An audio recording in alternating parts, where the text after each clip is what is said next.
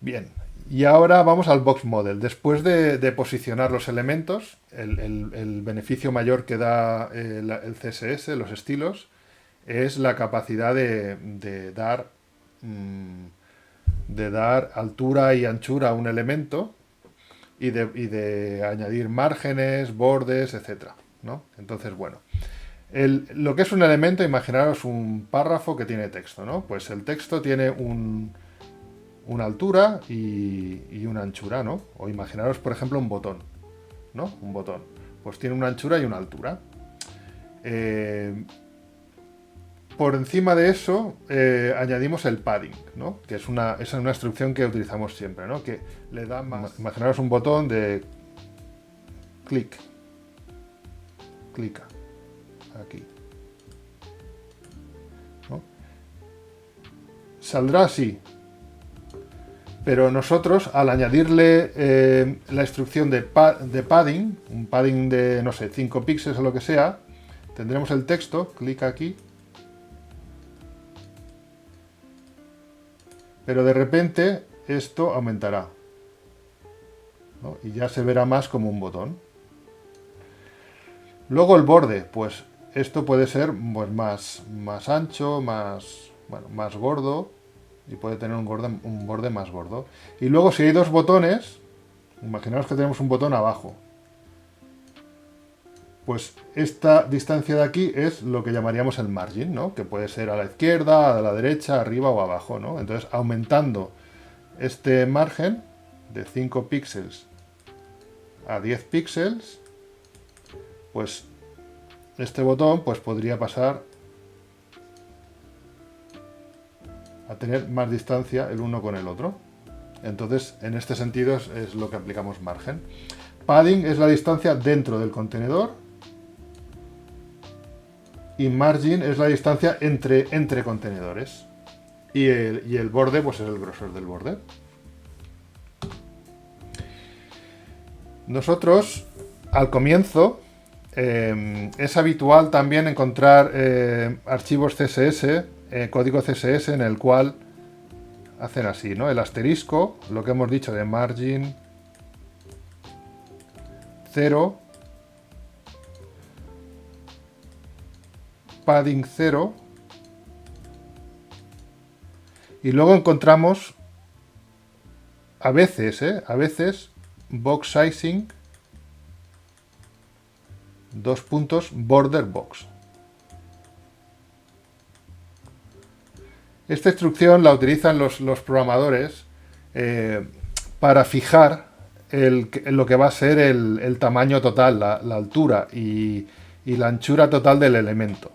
Es decir, si luego añadimos borde o padding, eso se va a restar del elemento. Imaginaros una imagen, por ejemplo, ¿no? Una imagen que es un cuadrado, ¿no? Tiene 100 píxeles por 100 píxeles, ¿no? 100%. 100 píxeles de ancho y de alto. 100 píxeles. Muy bien. Y ahora, imaginaros que esta orden no existe. Box size en border box no existe. Y quiero añadirle un borde, pues de 10 píxeles. Pues el borde iría por encima. ¿No? Y el tamaño final acabaría siendo de 110 por 110. Vale. Si nosotros incluimos en el asterisco, afectando a todo el documento, esta orden, entonces cuando nosotros añadamos el borde a una imagen que es de 100%, el borde lo va a meter por dentro. Y la imagen, después de aplicarle el borde de 10,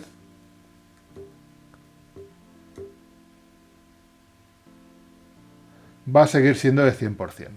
Entonces, muchos programadores utilizan box sizing, border box, porque de esa manera saben qué tamaño van a tener las cosas y no tienen que hacer el cálculo de 100 del elemento, más 10 que le ha añadido del borde, más 20 que le ha añadido del padding. Total, 130.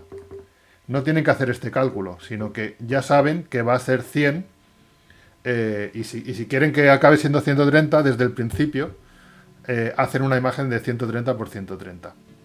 ¿Vale? Espero que, bueno, supongo que ha quedado claro. Seguimos.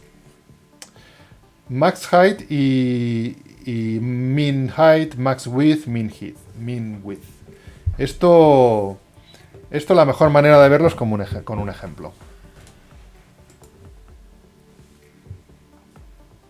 Un tema fundamental hoy en día en el que hay teléfonos, tablets, ordenadores de pantallas de todos tipos, es cómo es de responsiva el diseño, cómo responde el diseño a diferentes pantallas, ¿no? Entonces, por ejemplo, vamos a fijarnos en el input de Google. ¿Veis que tiene aquí? Le podemos especificar que sea a lo mejor, no sé si el 70% del grosor de la pantalla, y aquí deja un 15% y un 15%, ¿no? Me lo invento, pero algo así será, ¿no? Entonces, cuando estrechamos la pantalla, el tamaño del input, la anchura, se va ajustando para seguir dejando un tanto por ciento aquí y seguir siempre centrado, ¿no? Pero vemos que cuando lo vamos ensanchando, se ensancha, y veis que llega un momento en que ya, aunque la página se siga ensanchando, lo que es el input ya no aumenta de tamaño, ¿veis? Sigue siendo el mismo tamaño, ¿veis? Muy bien, pues esto es porque hay una instrucción que es max width, que le dice que el input podrá variar de anchura a medida que la página se vaya estrechando, y a medida que se vaya expandiendo podrá aumentar de anchura hasta cierto punto. Cuando llega a cierto punto, entonces ya no se ensanchará más. Entonces, con max width lo que conseguimos es que las imágenes, por ejemplo, no se nos distorsionen, y que las cosas cuando se muestren en pantallas grandes se sigan viendo bien, no se expandan hasta el límite. Y lo mismo ocurre con min width, o sea, el mismo concepto con max height, min width y min height, ¿no? Son 4 reglas que nos sirven para hacer que nuestros diseños web se adapten a los distintos tipos de pantallas en los que la gente que va a ver nuestra web va a ver el contenido, ¿no? Bueno, y esto estáis ya acostumbrados a verlo, ¿no?